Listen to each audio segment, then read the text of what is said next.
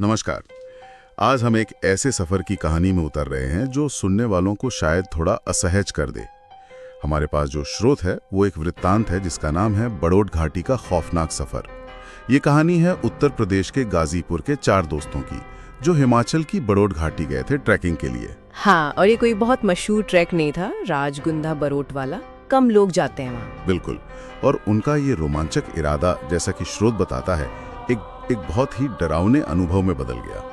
तो आज हम इस कहानी को परत दर परत खोलेंगे, स्रोत के हवाले से बात करेंगे और समझने की कोशिश करेंगे कि आखिर हुआ क्या था। इसमें डर है, थोड़ा मनोविज्ञान है और थोड़ी लोक कथा भी है। हाँ, और एक दिलचस्प बात शुरू में ही आ जाती है। जब वो दोस्त गांव पहुंचे ना, तो वहां के लोगों ने उन्हें चेताया था। अच्छा, क्या कहा था? यही कि रात में जंगल का रास्ता ठीक नहीं है, अजीब चीजें होती हैं वहां। पर दोस्तों ने युवा जोश में शायद हंसी में उड़ा दी वो बात। ये अक्सर होता है, चेतावनियों को नजरअंदाज करना। और शायद यहीं से वो मोड़ आया जिसने उन्हें उस रास्ते पर धकेल दिया। बिल्कुल।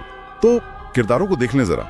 अमन था जो थोड़ा लीडर टाइप का, साहसी। हाँ। राहुल जिसे फोटोग्राफी वीडियोग्राफी का शौक था। संदीप थोड़ा मजाकिया किस्म का। और फैजल जो थोड़ा शांत रहता था, थोड़ा शायद डरपोक कह सकते हैं। 4 अलग अलग तरह के लोग। तो ये गाजीपुर से निकले, दिल्ली होते हुए बड़ौत घाटी पहुंचे। शाम का वक्त था, पहाड़ों में हल्की धुंध थी और वो चेतावनी हवा में तैर रही थी जिसे उन्होंने सुना नहीं। माहौल तैयार हो रहा था धीरे धीरे। अगली सुबह वो निकल पड़े अपने ट्रैक पर। शुरू में तो सब बढ़िया था, जंगल खूबसूरत लग रहा था, धूप पेड़ों से छन कर आ रही थी। हाँ, पहाड़ों की सुबह वैसे भी ताजगी भरी होती है। राहुल ने अपना कैमरा निकाल लिया, वीडियो बनाने लगा। संदीप अपने अंदाज में मजाक कर रहा था कि कोई भूत वूत दिखे तो पहले रिकॉर्ड करना, फिर भागना।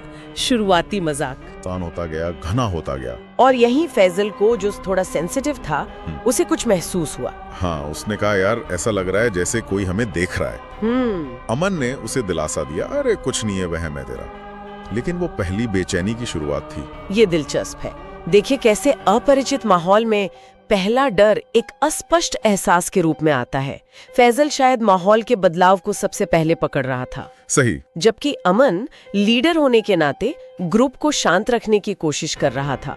यहीं से एक अंदरूनी तनाव बनना शुरू हो गया था शायद। और ठीक इसी समय के आसपास राहुल, जो कैमरे से देख रहा था, उसे पेड़ों के बीच एक पल के लिए कुछ सफेद सा दिखा, धुंधला सा। अच्छा। उसने पलट कर देखा तो कुछ नहीं। उसे लगा शायद आंखों का धोखा है या शायद सोचा कि बताएगा तो सब मजाक उड़ाएंगे, तो वो चुप रह गया। ये चुप रहना भी अहम है।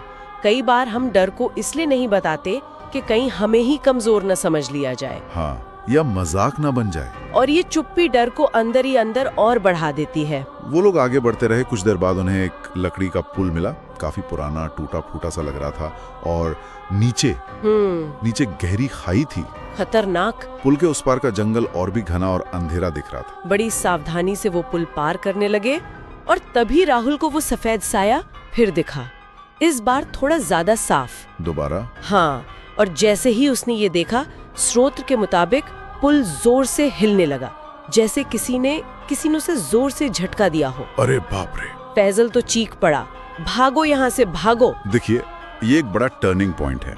अब तक जो डर शायद फैजल का एहसास था या राहुल का वहम, वो एक फिजिकल घटना बन गया। हाँ, जैसे सबने महसूस किया। पुल का हिलना, इसे नजरअंदाज नहीं किया जा सकता था।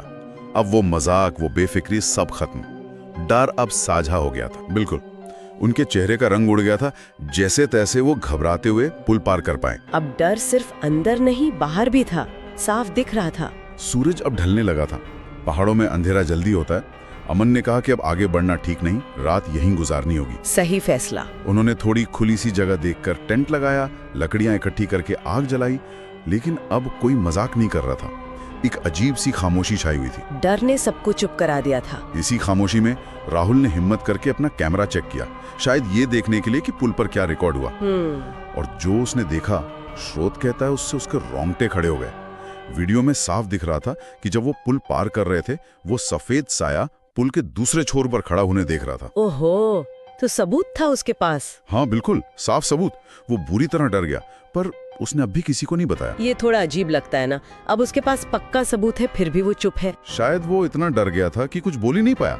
हो सकता है, या शायद उसे लगा कि ये बताने से पैनिक और बढ़ेगा। ये दिखाता है कि डर कैसे इंसान की सोचने समझने की शक्ति पर हावी हो सकता है, संवाद को रोक सकता है।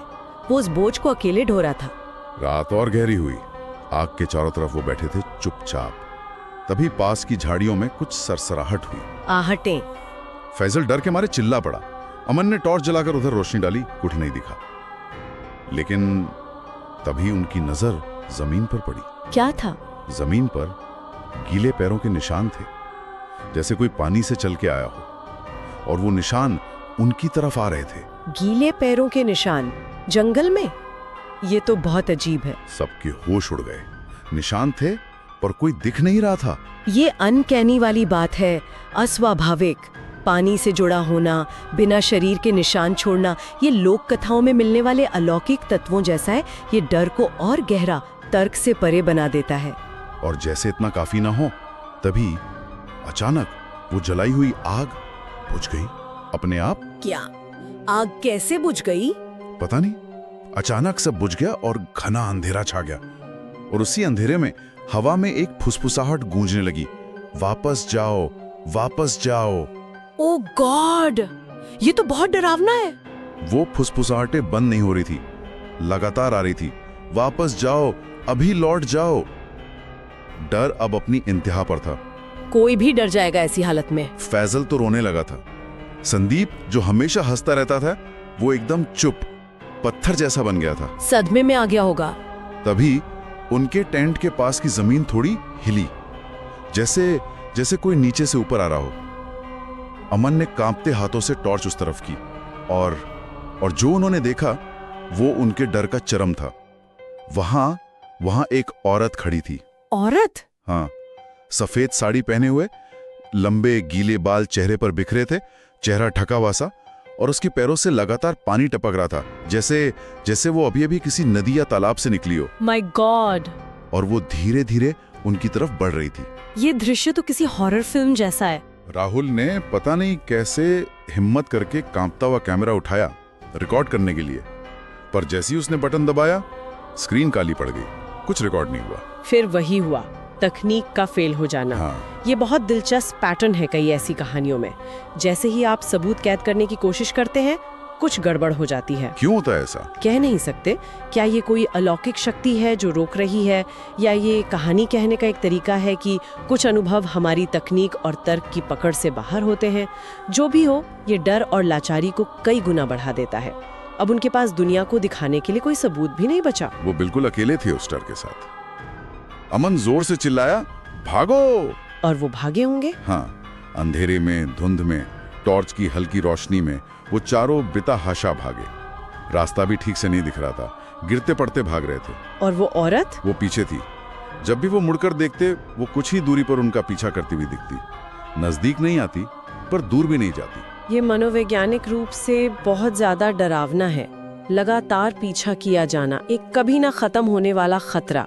भागते भागते संदीप का पैर फिसला और वो गिर पड़ा। ओहो। जैसे ही बाकी दोस्त उसे उठाने के लिए रुके, वो औरत, वो उनके बिल्कुल करीब आ गई, और उसकी एक दर्द भरी कराती हुई आवाज गूंजी, यहाँ से कोई नहीं निकलता। रोंगटे खड़े हो गए ये सुन के। पता नहीं उनमें कहां से इतनी हिम्मत आई, पर वो संदीप को उठाकर फिर भागे।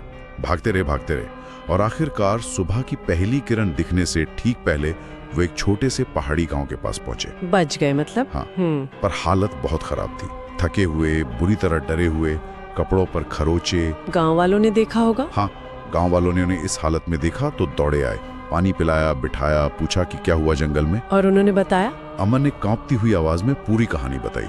टूटा हुआ पुल, आग का बुझना, वो गीले निशान, और वो सफेद साड़ी वाली औरत। गांव वालों का क्या रिएक्शन था? सब सुनकर गांव का एक बुजुर्ग आदमी था, वो कुछ देर चुप रहा। फिर उसने बहुत धीमी आवाज में कहा, वो कोई इंसान नहीं थी। तो गांव वाले जानते थे? ऐसा ही लगा। फिर उस बुजुर्ग ने उन्हें एक पुरानी दुखद कहानी सुनाई। किसकी कहानी? पास के ही गांव की एक लड़की थी, देविका, और दूसरे गांव का एक लड़का था, सुरेश। देविका ऊंची जाति की थी और सुरेश निचली जाति का माना जाता था। दोनों में प्यार हो गया था, लेकिन जाहिर है जमाना खिलाफ था, तो वो छुप छुप कर उसी जंगल वाले रास्ते पर मिला करते थे। अच्छा, उसी रास्ते पर? हाँ, पर एक शाम गांव के कुछ लोगों ने उन्हें देख लिया। सुरेश को पकड़ लिया गया। पंचायत बैठी। पंचायत? हाँ, और पंचायत ने सुरेश को दोषी माना। स्रोत के अनुसार उनका तर्क था कि एक नीची जाति का लड़का ऊंची जाति की लड़की से प्रेम करने की हिम्मत कैसे कर सकता है। ये कहानी अब एक सामाजिक मुद्दे की तरफ जा रही है। हाँ। और उसकी क्रूरता। ये जरूरी है कि हम इसे समझें जैसा स्रोत बता रहा है, बिना किसी का पक्ष लिए, पर उस तनाव को महसूस करें जो इस पूरी ट्रेजेडी की जड़ में था। बिल्कुल। पंचायत ने हुक्म दिया और सुरेश को उसे बहुत बेरहमी से पीटा गया। देविका चीखती रही, मदद मांगती रही, पर कोई आगे नहीं आया। कितनी बेबसी होगी। इसी बेबसी और जिल्लत से टूटकर देविका ने पास बहती नदी में कूदकर अपनी जान दे दी। हे भगवान, बहुत दुखद है। बुजुर्ग ने बताया कि तब से देविका की आत्मा उसी जंगल में भटकती है। वो बाहरी लोगों को या तो चेतावनी देती है या शायद उनसे नाराज रहती है।